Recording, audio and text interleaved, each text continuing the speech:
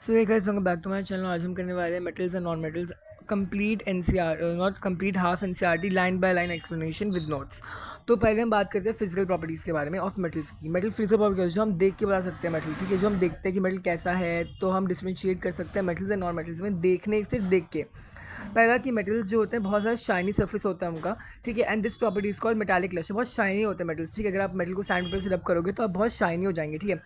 दूसरी प्रॉपर्टी ये होती है कि आप मेटल ले लो और उसको ना आप एक बार चाकू से कट करने की कोशिश करो, आप नहीं कर पाओगे कट उसको। क्यों नहीं कर पाओगे कट उसको? Because metals are generally hard and their hardness varies from metal to metal, ठीक है। क्योंकि हार्डनेस जो है वेरी करती है, हर मेटल की अलग हार्डनेस होती है। मेटल जनरली हार्ड होते हैं, ठीक है। एंड दूसरा एग्जाम्पल, आप मेटल ले लो, उसके ऊपर आप हैमर से मारो, हैमर से मारोगे तो it will beaten into thin sheet, वो चपटा हो जाएगा, थिन शीट्स में हो जाएगा, विच इज नोन एज मेरेबिलिटी। मेरेबिलिटी का मतलब होता है बीट इनटू थिन शीट्स, ठीक है। Silver and gold most malleable metals होते हैं। उसके बाद 34 पे देख लो आप, drawn into thin wires, thin wires पतली पतली वायर में हम बना सकते हैं वायर्स को, मेटल को। एंड गोल्ड जो है वो मोस्ट डक्टाइल मेटल होता है, इसको बोलते हैं डक्टिलिटी। ये दोनों डेफिनेशन याद कर लेना।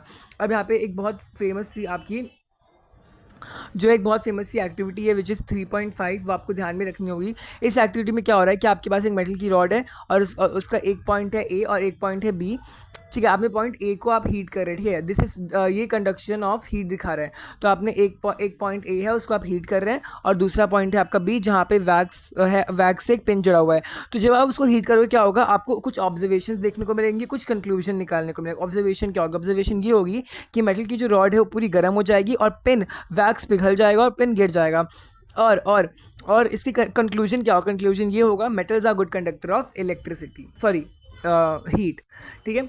उसके बाद यहाँ पे देख लो कौन से मेटल सबसे ज़्यादा हीट करते हैं। तो हीट सबसे ज़्यादा जो है सिल्वर और कॉपर का होता है, ठीक है, बेस्ट कंडक्टर ऑफ हीट। और पुअर क्या होता है? पुअर लेड एंड मर्क्यूरी होता है, ठीक है। और मेटल्स के बाद high melting point and boiling point होता है। इस वाली एक्टिविटी सेम है, बीच में आप मेटल डाल दोगे और अगर बल्ब जल गया इसका मतलब metals are good conductor of electricity, ठीक है। अब ना हमारे घर में जो तार होता है उसके ऊपर एक पीवीसी की कोटिंग होती है, और क्यों होती है? वो इंसुलेटर होता है ताकि वो हमें बचा सके शॉक सर्किट से, ठीक है। अब देखो, अब सोनोरस का मतलब क्या होता है? मेटल उठाया ज़मीन पे फेंका, एक टन सी आवाज़ आएगी, right? That is known as sonorous, ठीक है। तो मतलब कि produce sound, metals produce sound striking hard surface. अब हमने अब नॉन मेटल के बारे में पढ़ते हैं। नॉन मेटल के बारे में सब कुछ ऑपोजिट है, ठीक है। अब यहाँ पे कुछ एक्सेप्शंस आती हैं जो आपको याद करनी ही होंगी। आपकी बुक में कई एक्सेप्शंस लिखे आपको याद करनी होंगी। Let me just tell you. पहली एक्सेप्शन ये है कि जो मर्क्यूरी होता है वो रूम टेम्परेचर पे लिक्विड होता है। क्या? कौन? मर्क्यूरी इज अ मेटल जो रूम टेम्परेचर पे लिक्विड है, and bromine is a non metal जो रूम टेम्परेचर पे लिक्विड है। हमने एक और चीज़ पढ़ी थी कि metals have high boiling point and high melting point, but दो मेटल्स ऐसे हैं, caesium and gallium, caesium and gallium, ये दोनों मेटल्स आप अपने हथेली पे रखोगे मेल्ट हो जाएंगे, मतलब लो मेल्टिंग पॉइंट है। बस एक्सेप्शन है। दूसरा एक्सेप्शन ये कि हमने कहा था भाई मेटल से बहुत चमकीले होते हैं, but iodine is the exception. Iodine एक नॉन मेटल है फिर भी चमकीला है। हमने अब देखो, कार्बन अपने कार्बन दो फॉर्म में एग्जिस्ट करता है अर्थ पे, जो कि उसे बोलते हैं एलोट्रॉप। एलोट्रॉप क्या होता है? जब एक सब्सटेंस अर्थ पे अलग अलग फॉर्म्स में एग्जिस्ट कर रहा हो। तो आपका डायमंड भी एक कार्बन है और आपका ग्रेफाइट भी एक एलोट्रॉप ऑफ कार्बन है, ठीक है। और डायमंड बहुत ज़्यादा हार्ड होता है, ठीक है, high melting point boiling point होता है। अब कुछ मेटल्स होता है जैसे कि alkali metals, lithium, sodium, potassium, जिन्हें आप इतने सॉफ्ट होते हैं कि आप चाकू से भी काट दोगे। हमने तो सोचा था कि भाई वो तो बहुत ज़्यादा वो होते हैं, क्या बोलते हैं, हार्ड होते हैं, पर ये तो चाकू से भी कट जा रहे हैं। सो एक्सेप्शन।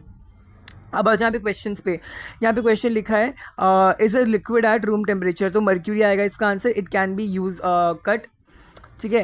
अच्छा हाँ, एक और चीज़ मैं आपको बताऊंगी, जो तीन लाइंस ऊपर लिखे मैं बताऊंगा। तो आपका Hg मर्क्यूरी आ गया, can be easily cut by knife. Sodium, potassium, lithium, best conductor of heat silver and copper, poor conductor of heat lead और mercury. And explain meaning of malleability, beaten into thin sheets, ductility, drawn into thin wires. अब आते हैं chemical properties of metals पे। Chemical properties बताने से पहले ये देखो गाइस, यहाँ पे नोट्स हैं, आप यहाँ पे सब कुछ पढ़ लेना, सेम चीज़ें लिखी हुई हैं यहाँ पे, आपको एक बार पढ़ लेना, गो थ्रू कर लेना, ठीक है।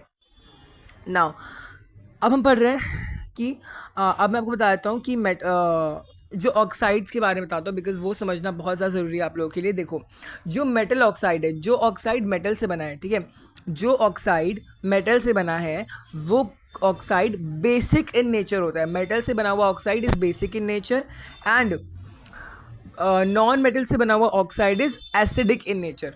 ध्यान से सुन लो, ध्यान से सुन लो, केमिकल प्रॉपर्टीज पढ़ रहे हैं, ठीक है, ध्यान से सुन लो। Metal oxide is basic in nature, acidic sorry non metallic oxide is acidic in nature, मतलब कि मेटल का जो ऑक्साइड है, मेटल का जो ऑक्साइड है, मतलब कि metal plus oxygen give you metal oxide, ये ध्यान में रखना, मेटल में ऑक्सीजन डाला मेटल ऑक्साइड मिल गया, जो कि बेसिक इन नेचर होता है, मेटल में ऑक्सीजन डाला मेटल ऑक्साइड मिल गया, बेसिक इन नेचर होता है, ठीक है। अब नॉन मेटल में ऑक्सीजन डाला, नॉन मेटल में ऑक्सीजन डाला, क्या मिल गया, non metallic oxide which is acidic in nature. तो नॉन मेटेलिक ऑक्साइड आपकी एसिडिक इन नेचर होती है, मेटेलिक ऑक्साइड आपकी बेसिक इन नेचर होती है, ये आपको याद करके ही रखना है, ठीक है। एंड आपके पास बहुत सारे क्वेश्चंस आएंगे इस पे बेस, तो आपको उसके ऊपर थरो रहना चाहिए ये, ठीक है। तो या अब हम चलते हैं एनसीईआरटी पे, एंड एनसीईआरटी पे केमिकल प्रॉपर्टीज ऑफ मेटल पे आ जाओ। व्हाट हैपेंस, अब ये हम टाइप 1 कर रहे हैं रिएक्शन, अब हम केमिकल प्रॉपर्टीज पढ़ रहे हैं कि कुछ मिलाने पे क्या निकल रहा है, ठीक है। तो रिएक्शन विद ऑक्सीजन पहला टाइप हमारा है, reaction with oxygen, chemical properties में पहला टाइप हमारा है रिएक्शन विद ऑक्सीजन। देखो metal plus oxygen gives you metal oxide, हमने अभी पढ़ के आए हैं, ठीक है। अब यहाँ पे कुछ एग्जांपल दिया, जैसे copper plus oxygen give you CuO, जो कि ब्लैक इन कलर होता है, कॉपर ऑक्साइड देता है, कॉपर में ऑक्सीजन डाला कॉपर ऑक्साइड मिल गया, ठीक है, ब्लैक ऑक्साइड होता है। सिमिलरली एल्यूमिनियम के साथ ले लो, एल्यूमिनियम में ऑक्सीजन डाला क्या मिल गया, एल्यूमिनियम ऑक्साइड मिल गया, Al2O3, राइट। अब यहाँ पे नीचे एक चीज़ लिखी हुई जो बहुत इंपॉर्टेंट है, which is the amphoteric oxides, यहीं पे क्वेश्चन आता है, ठीक है। एम्फोटेरिक ऑक्साइड्स पे आता है, देख लो पहले ये Al2O3 की फॉर्मेशन ऐसी होगी। अगर आप चाहते हो कि मैं आपको फॉर्मूला मेकिंग सिखा दूँ तो आप मुझे कमेंट में बताना, ठीक है। चलो, और ये बेसिक इन नेचर होगा, ऑफ कोर्स मेटालिक ऑक्साइड है, बेसिक इन नेचर ही होगा। अब आ जाओ एम्फोटेरिक ऑक्साइड्स के ऊपर। एम्फोटेरिक ऑक्साइड्स क्या होते हैं, एम्फोटेरिक ऑक्साइड्स वो होते हैं, वो ऑक्साइड्स होते हैं मेटल के, जो कि बेसिक इन नेचर भी होते हैं प्लस एसिडिक इन नेचर भी होते हैं, मतलब कि उन्हें वो बेसिक भी है और एसिडिक भी, दोनों ही है, ठीक है। तो और दोनों ही है, तो और उन्हें हम क्या बोलते हैं, उन्हें एम्फोटेरिक ऑक्साइड्स बोलते हैं, उनको एम्फोटेरिक ऑक्साइड्स बोलते हैं, उन ऑक्साइड्स को बोलते हैं हम एम्फोटेरिक ऑक्साइड्स, जो कि एसिडिक इन नेचर भी है और बेसिक इन नेचर भी है, और वो सिर्फ दो एलिमेंट्स के ऑक्साइड होते हैं, पहला है जिंक, दूसरा है एल्यूमिनियम। जिंक एंड एल्यूमिनियम, इन दोनों के ऑक्साइड को ही हम एम्फोटेरिक ऑक्साइड्स कहते हैं, ठीक है। ये बेसिक इन नेचर भी होते हैं, एसिडिक इन नेचर भी होते हैं, हाँ, ठीक है, एल्यूमिनियम एंड जिंक। अब नीचे आपको रिएक्शन दे रखी है एल्यूमिनियम की, तो मान के चलो कि एल्यूमिनियम अभी बेसिक इन नेचर है, तो एल्यूमिनियम ऑक्साइड को मैंने HCl से रिएक्ट कराया, तो मुझे मिल गया AlCl3 प्लस H2O, ठीक है, H2O मिल गया, और इसमें AlCl3 सॉल्ट बना लिया, विच इज सॉल्ट बना लिया, ठीक है। अब यहाँ पे नीचे देखो आपका, हमने इसे बेस से रिएक्ट करा दिया। अब मान लिया हमने कि Al2O3 आपका बेस है, ठीक है, Al2O3 अब आपका बेस, सॉरी अब आपका एसिड है, तो इसकी रिएक्शन हमने NaOH से करा दी, विच इज बेस, हमें मिल गया NaAlO2H2O, सोडियम एलिमिनेट। अच्छा मैं एक और चीज समझाता हूं कि acid plus base equals to H2O plus salt, ये हम पढ़ के आए, न्यूट्रलाइजेशन रिएक्शन हम पढ़ के आए, ठीक है। Acid plus base gives you H2O plus salt, ठीक है, हम ये पढ़ के आए। तो पहला केस हम लेते हैं जिसमें हम मान रहे हैं एल्यूमिनियम को बेस, ठीक है, एल्यूमिनियम ऑक्साइड लिया हमने, एल्यूमिनियम ऑक्साइड को पहले मान लिया बेस, बिकॉज़ हमें पता है बेसिक और एसिडिक दोनों नेचर का होता है, पहले हमने मान लिया कि बेसिक है, तो हमने इसमें HCl मिला दिया, एसिड मिला दिया, बेसिक में एसिड मिला दिया, तो हमें क्या मिलेगा, हमें मिलेगा वाटर प्लस AlCl3, ठीक है, AlCl3, फाइन। चलिए आगे बढ़ते हैं, नेक्स्ट देखते हैं। नेक्स्ट अब हमारा, अब मान लो कि वो एसिड है, अब मान लो एसिड है, तो Al2O3 एसिड, और हमने बेस डाल दिया, NaOH डाल दिया, बेस डाल दिया। अच्छा एक और चीज याद रखना कि स्ट्रॉन्ग बेस, स्ट्रॉन्ग एसिड कौन कौन से स्ट्रॉन्ग एसिड है, H2SO4, HCl एंड HNO3, ये तीन एसिड रट लो, ये तीन एसिड सबसे स्ट्रॉन्ग एसिड है, बाकी जितने एसिड है वो सारे वीक है, जितने एसिड है बाकी के सारे वीक है। अब आता है स्ट्रॉन्ग बेस, सिर्फ दो ही स्ट्रॉन्ग बेस है, एक आता है KOH and NaOH, potassium hydroxide, sodium hydroxide, ये दोनों सबसे स्ट्रॉन्ग बेस है, बाकी सारे वीक है, ठीक है। तो हमने इसकी रिएक्शन बेस से करा दी NaOH, तो हमें वो एसिड था, तो हमें मिल गया H2O plus sodium aluminate, which is NaAlO2, याद कर लेना, sodium aluminate which is NaAlO2, sodium aluminate, ये तो आपको याद करने की जरूरत है, बिकॉज ये यहाँ पे क्वेश्चन में आएगा, पक्का आपके एग्जाम में क्वेश्चन में आएगा,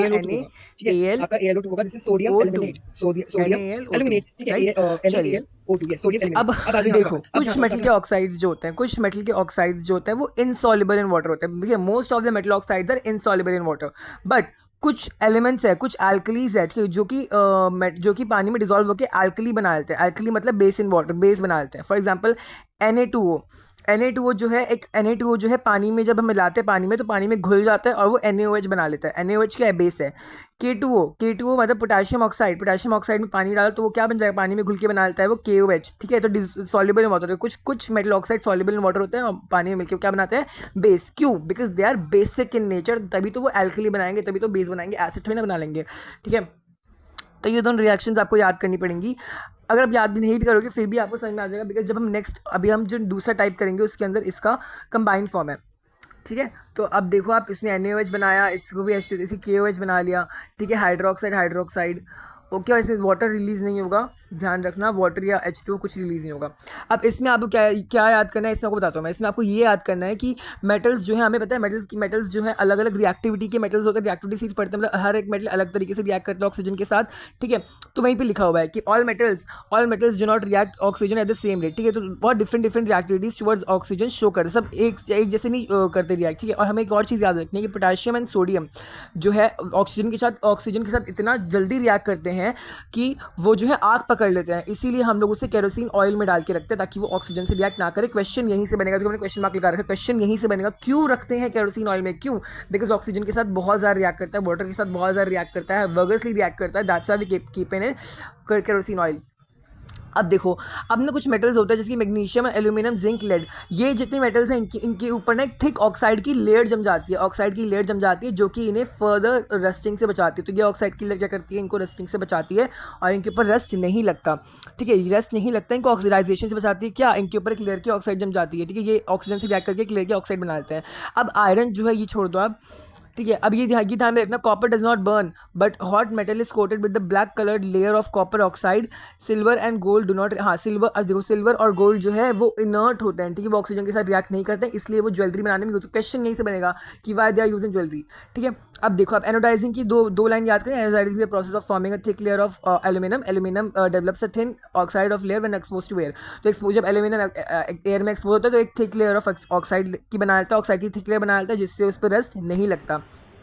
ठीक है, रेजिस्टेंस टू करोजन। अब यहाँ पे सेकंड टाइप है कि हम वाटर के साथ उसकी रिएक्शन करा रहे हैं। अब चलिए मैं आपको दूसरी जगह ले जाता हूँ, वहाँ पे समझते हैं कि कैसे कर रहे हैं। पहले थोड़ा समझते हैं, उसके बाद हम लोग आके NCERT पे अच्छे से रीड करेंगे। ठीक है, तो पहले आपको क्या समझने की ज़रूरत है? पहले तो मैं late me just rub it. अच्छा, तो आप अगर ये समझ लो कि जो मेटल्स की रिएक्टिविटी सीरीज होती है ना, उसके हिसाब से हमने डिवाइड कर रखा है। ठीक है, स्टार्टिंग के दो metal potassium and sodium cold water के साथ रिएक्ट करते हैं वर्गसली। कैल्शियम कोल्ड वाटर के साथ रिएक्ट करता है लेस वर्गसली। मैग्नीशियम को हॉट वाटर के साथ रिएक्ट करता है। एंड एल्यूमिनियम एंड आयरन जो और बाकी के दो नीचे हैं, एल्यूमिनियम आयरन स्टीम से करते हैं। ठीक है, चलो तो अभी चलते हैं यहाँ पे NCERT में चल लो चाहिए, ये छोड़ दे, स्टीम के साथ हो रहा है, नीचे चलते हैं। ओके, यहाँ पे क्या लिखा है? यहाँ पे लिखा है metals react with water and produce metal oxide and hydrogen. Metal जो है वाटर के साथ रिएक्ट करता है और मेटल ऑक्साइड और हाइड्रोजन बनाता है। हमने सुना था कि मेटल वो ऑक्सीजन के साथ रिएक्ट करके मेटल ऑक्साइड बना रहा है, पर आप ये भी तो देखो कि वाटर के अंदर भी तो है। अब ध्यान से सुनना, मैं बता रहा हूँ आपको, एक्चुअली मैं ओपन कर रहा हूँ, यस ये ओपन कर रहा हूँ मैं आपको बता देता हूँ कि मेटल, देखो वाटर का फॉर्मूला क्या होता है?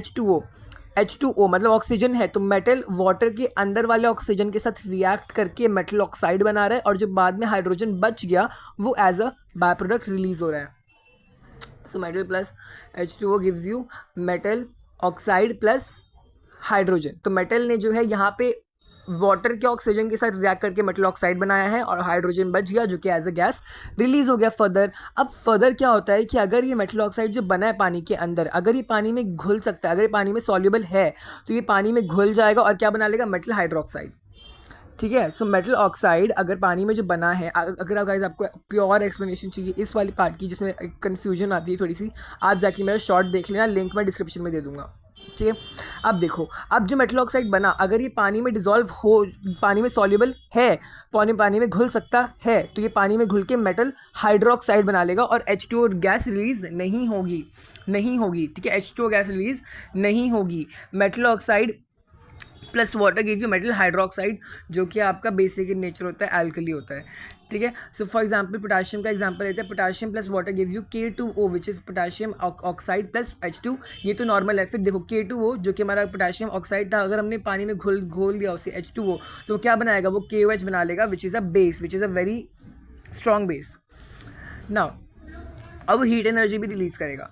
ठीक है, अब आ जाओ एनसीईआरटी पे, कन्फ्यूजन दूर करते हैं अपन। ठीक है, चलो अब ये पढ़ लिया हमने। उसका देखो मेटल्स लाइक, देखो मेटल्स पोटेशियम और सोडियम ऐसे मेटल्स है स्टार्टिंग की, potassium sodium starting reactivity series के स्टार्टिंग के 2 मेटल्स इतने रिएक्ट करते हैं, vigorously react with cold water, they vigorously react with cold water, बहुत हीट प्रोड्यूस करते हैं, आग भी लग जाती है कई बार। ठीक है, ये 2 रिएक्शंस नीचे जो लिख रखी हैं आपके पास, आपको याद करने की ज़रूरत है।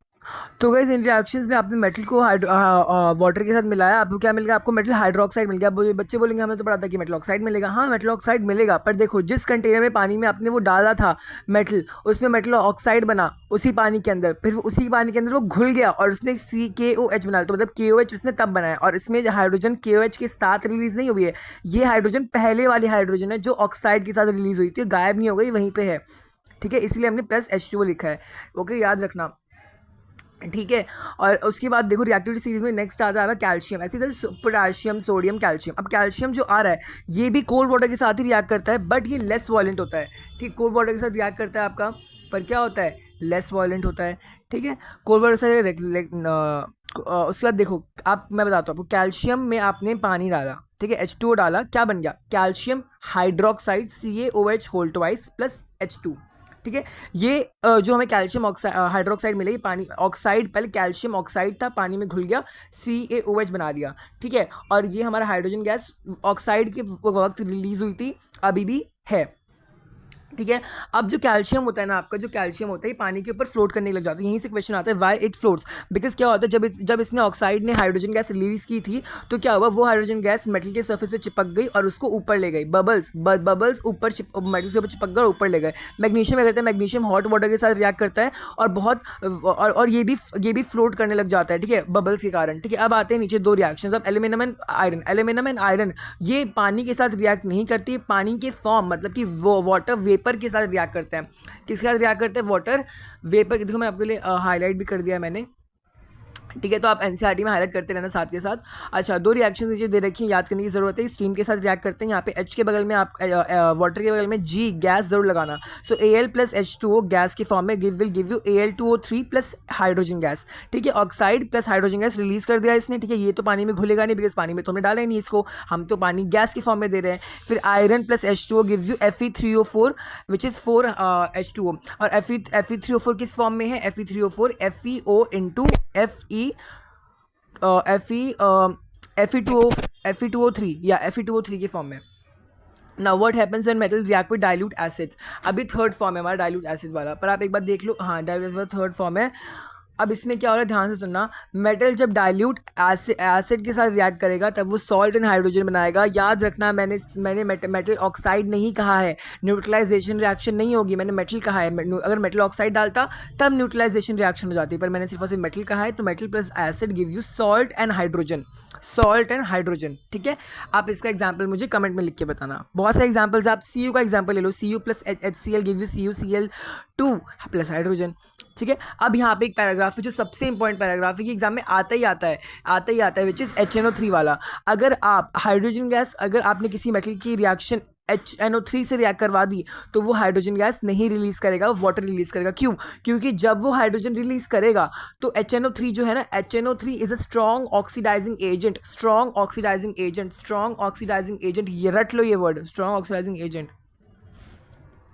ठीक है, तो क्या करेगा? वो H2 जो बना था उसको ऑक्सीडाइज कर देगा, उसमें अपना ऑक्सीजन फेंक के मारेगा, ये ले मेरा ऑक्सीजन, तो वो H2 ऑक्सीजन ले लेगा, हाइड्रोजन ऑक्सीजन ले लेगा और क्या बन जाएगा? वाटर बन जाएगा।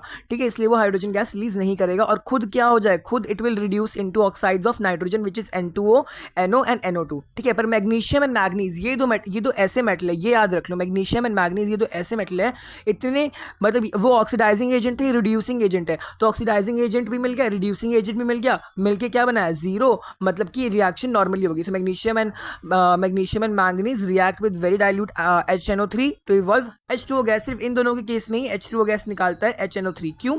Because they reduces the H2O into H2 again. ना अब आ जाओ एक्वा रीजा पे। एक्वा रीजा बहुत तगड़ा, बहुत फ्रेशली प्रिपेयर्ड मिक्सचर होता है concentrated HCl and concentrated HNO3 का। यहाँ पे रेशियो याद करके रखना 3:1 है। Concentrated HCl, concentrated hydrochloric acid and nitric acid का। और एक्वा रीजा जो है हाईली करोसिव होता है, बहुत करोसिव होता है। इसके अंदर गोल्ड वगैरह सब घुल जाते हैं, ठीक है, सब घुल जाते हैं। इवन दो अगर आप अलग अलग में डालोगे ना, HCl में डालोगे और नाइट्रिक एसिड में डालोगे तो नहीं घुलेगा, पर इसके मिक्सचर में डालोगे विच इज 3:1 तो घुल जाएगा। अब आता है how do metals react with solutions of other metal. आप लोग साथ के साथ नोट्स बनाते रहना या फिर हाईलाइट करते रहो, because I want your full attention.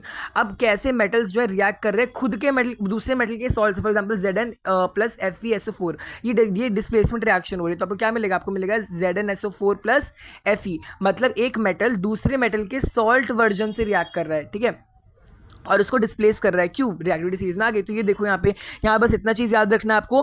Copper को मैंने डाल दिया FeSO4 वाले सोल्यूशन में, तो क्या होगा? सॉरी, आयरन नेल को डाला CuSO4 के सोल्यूशन में, तो क्या होगा? आयरन नेल के ऊपर कॉपर की लेयर जम जाएगी और जो मेरा ब्लू कलर का सोल्यूशन था कॉपर सल्फेट का, वो फेड हो जाएगा। ये आता है एग्जाम में, फेड हो जाएगा, क्वेश्चन यहीं से बनेगा, फेड हो जाएगा, ठीक है। और देख लो यहाँ पे कि reactive metals can displace less reactive metals from the compound solution of मॉल्टन form. मॉल्टन form मतलब सोल्यूशन का फॉर्म, ठीक है। अब यहाँ पे ये वाली चीज़ ये वाला रिएक्शन आप याद कर लेना कि मेटल ए था, फिर वो सोल्यूशन ऑफ ए बन जाएगा, सॉल्ट सोल्यूशन ऑफ बी था, वो मेटल बी बन जाएगा, मतलब अलग अलग हो जाएंगे, डिस्प्लेस कर देंगे। ये रिएक्टिविटी सीरीज आपकी याद कर लेना। याद करने का इसी तरीका चाहिए तो मैंने आपको बता रखा है, अपनी वीडियोस में जाकर स्क्रॉल करके देख लेना। रिएक्टिविटी सीरीज होती क्या है? It's a list of metal की बहुत से मेटल की लिस्ट होती है, जिसमें वो लोग अपने ऑर्डर ऑफ डिक्रीजिंग रिएक्टिविटीज में होते हैं। मतलब पोटेशियम पहले मतलब सबसे रिएक्टिव है, लास्ट में गोल्ड है मतलब least reactive, decreasing order of reactivities, ठीक है। अभी कुछ इंडेक्स क्वेश्चन है, सारे कर लेना खुद ही। अच्छा, अब आता है हाउ डू मेटल्स और non metals react with each other. तो बेसिकली गाइस इस टॉपिक में जो फॉर्मेशन दे रखी है आयनिक कंपाउंड्स की, वो फॉर्मेशन मैं अभी आपको थोड़े आगे पढ़ाऊंगा, बट उससे पहले I am going to tell you about the ionic compounds की। बेटा आयनिक कंपाउंड्स एक्चुअली में होते क्या है? देखो, आयनिक कंपाउंड्स वो होते हैं जो कि ट्रांसफर ऑफ इलेक्ट्रॉन से बनते हैं from a metal to a non metal. Transfer of electron से बन रहा है, ध्यान रखना, तो एक दूसरे का ट्रांसफर ऑफ इलेक्ट्रॉन कर रहा है। तो पहली कंडीशन क्या है कि उनके बीच में ट्रांसफर ऑफ इलेक्ट्रॉन होना चाहिए, और दूसरी कंडीशन क्या है? बहुत इंपॉर्टेंट है, एक मेटल होना चाहिए, दूसरा नॉन मेटल होना चाहिए। एक मेटल होना चाहिए, दूसरा नॉन मेटल होना चाहिए, ठीक है। एक मेटल दूसरा नॉन मेटल, और इनके बीच में ट्रांसफर ऑफ इलेक्ट्रॉन से ये बना हो, ठीक है। ट्रांसफर ऑफ इलेक्ट्रॉन से ये बनाओ, ट्रांसफर ऑफ चार्जेस से ये बनाओ। For example MgCl2, Mg3NO2, MgO। तो इसमें एक मेटल एक नॉन मेटल और इलेक्ट्रॉन वो करके। अब आते हैं properties of ionic compounds. Ionic compound से कुछ प्रॉपर्टीज होती हैं। तो ये जो दो एक्टिविटीज़ दे रखी हैं आपको कि heating a salt sample on a spatula and testing the conductivity of salt solution, ये दोनों आप खुद से कर लेना, और ये बहुत इंपॉर्टेंट है, आप खुद से कर लेना। ये टेबल रन करने की जरूरत नहीं है, बस यहाँ पे एग्जांपल्स देख लो कि NaCl, LiCl, CaCl2, CaO, MgCl2, ये सारे के सारे क्या है? These all are what? These all are ionic compounds, एक मेटल एक नॉन मेटल। अब यहाँ पे आता है इसकी प्रॉपर्टीज़ क्यों। पहली प्रॉपर्टीज है आपकी, यहाँ पे क्वेश्चन बनता है फिजिकल प्रॉपर्टी पे क्वेश्चन बनता है कि फिजिकल प्रॉपर्टी एक्चुअली क्या होती है। देखो, आयनिक कंपाउंड्स में ज़्यादातर सॉलिड होता है, बहुत सॉलिड होते हैं। क्यों सॉलिड होते हैं? क्योंकि इनके बीच में इनके जो पॉजिटिव एंड नेगेटिव जो आयंस होते हैं कि एक दूसरे से एकदम जुड़े होते हैं, इनके बीच में बहुत ज़्यादा स्ट्रॉन्ग फोर्सेज ऑफ अट्रैक्शन है, स्ट्रॉन्ग फोर्सेज ऑफ अट्रैक्शन, और ब्रिटल होते हैं, मतलब कि ज़्यादा प्रेशर लगाओगे तो टूट जाएंगे।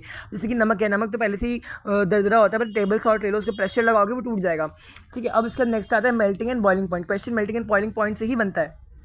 देखो, उनके बीच में स्ट्रॉन्ग फोर्सेज ऑफ अट्रैक्शन है, एफ ऑफ ए, मतलब स्ट्रॉन्ग फोर्सेज ऑफ अट्रैक्शन है दोनों के पॉजिटिव एंड नेगेटिव आयंस के बीच में, ठीक है। आयनिक कंपाउंड मतलब आयंस, ठीक है।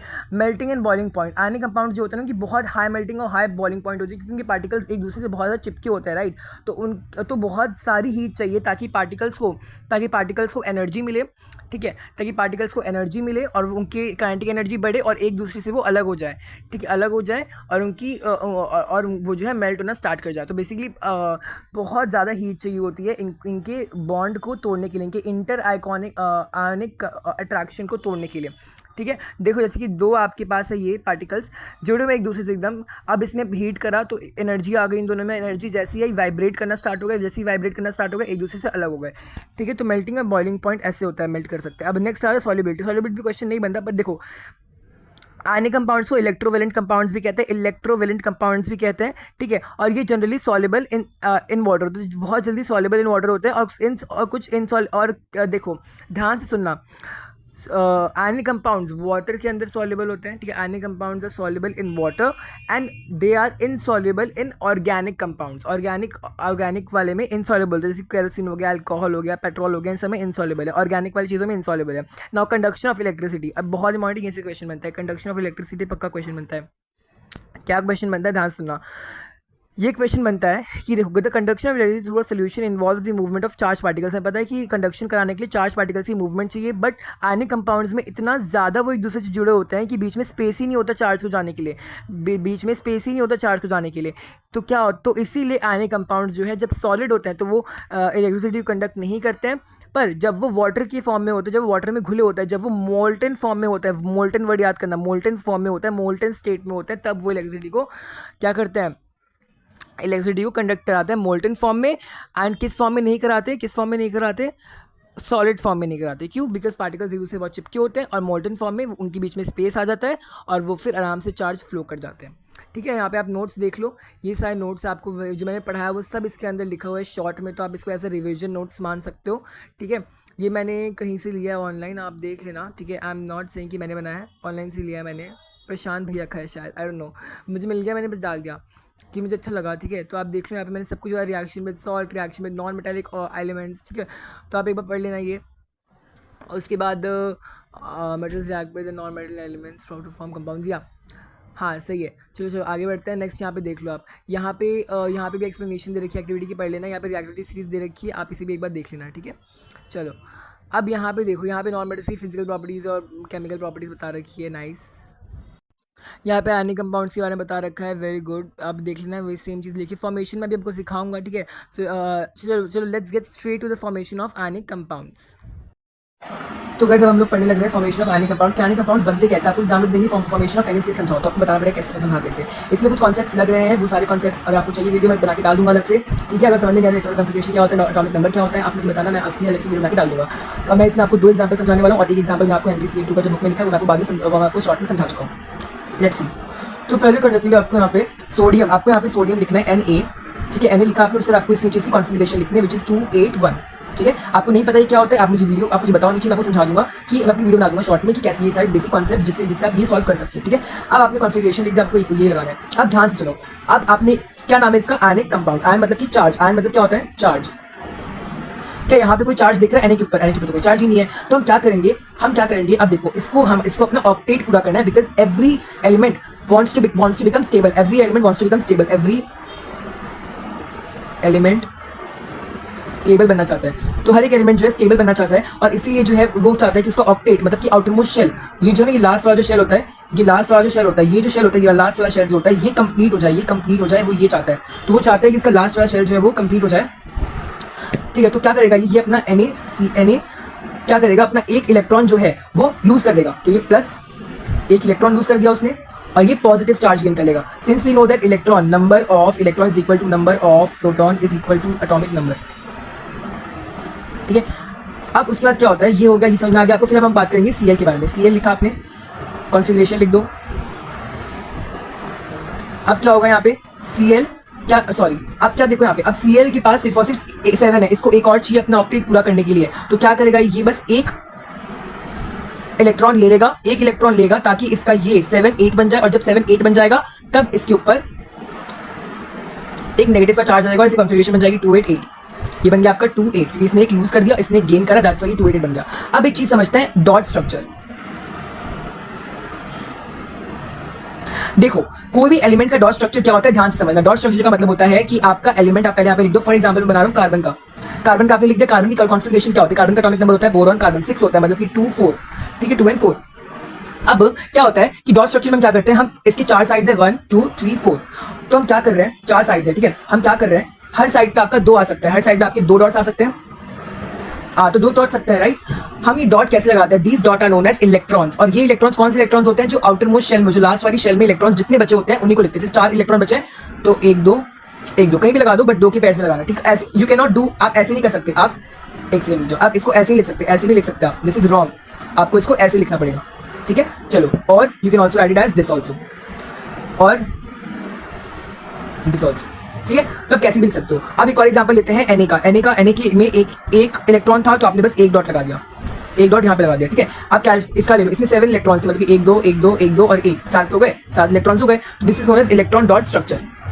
अब देखो अब लास्ट में क्या होगा, कि जो आपका Na था उसके पास 1 इलेक्ट्रॉन था लास्ट शेल में, प्लस जो आपका Cl था उसके पास 7 इलेक्ट्रॉन थे। तो मैं यहाँ पे क्रॉस कर देता हूँ ताकि अलग अलग दिख जाए। 7 इलेक्ट्रॉन थे इसके पास, वैसे 1 इलेक्ट्रॉन, तो क्या होगा, इसका 1 इलेक्ट्रॉन इसके अंदर चल जाएगा, बिकॉज हमने ऊपर देखा था कि Cl ने 1 इलेक्ट्रॉन लिया और क्या बना लिया, अपना ऑक्टेट पूरा कर लिया। यहाँ पे Na ने अपना 1 इलेक्ट्रॉन इसको दे दिया, तो यहाँ पे आ जाएगा डॉट, और ये क्या बन जाएगा, ये बन जाएगा आपका Na प्लस, जो कि हमने यहाँ पे निकाला था Na प्लस, ब्रैकेट में Cl माइनस।